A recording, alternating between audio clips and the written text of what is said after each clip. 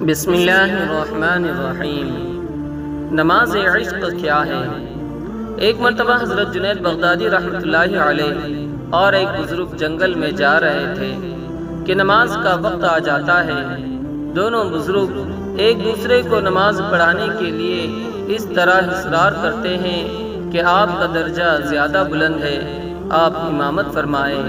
ابھی دونوں بزرگ ایک دوسرے کو امامت کے لیے راضی کر رہے ہوتے ہیں کہ اسی اثناء میں ایک لکڑہارا آتا ہے۔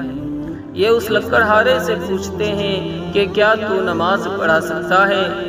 وہ لکڑہارا کہتا ہے یہ کون سا مشکل ہے۔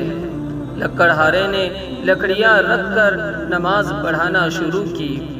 دوران نماز لکڑہارے نے کسی سجدے کو بہت زیادہ طویل کر دیا اور کسی سجدے میں جلدی سے سر اٹھا لیا۔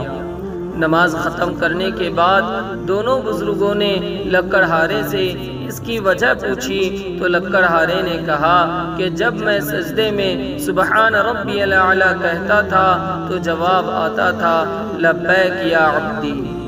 جب تک جواب نہیں آتا تھا میں سر نہیں اٹھاتا تھا۔ یہ نماز عشق ہے۔ ہم ابھی تک اسی ظاہری نماز میں لگے ہوئے ہیں، عمر گزار دی مگر آگے نہیں بڑھ سکے۔ جہاں سے نماز کی ابتدا کی تھی وہی نماز کی انتہا پر ہے۔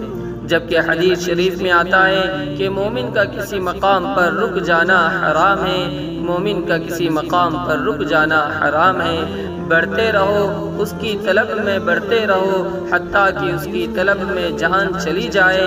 اگر اس کی طلب میں جان جائیں گی تو ہم شہیدوں میں شمار کیے جائیں گے۔ اللہ تبارک و تعالیٰ سے دعا ہے کہ اللہ تبارک و تعالیٰ ہمیں بھی عشق والی نماز عطا فرمائے، آمین۔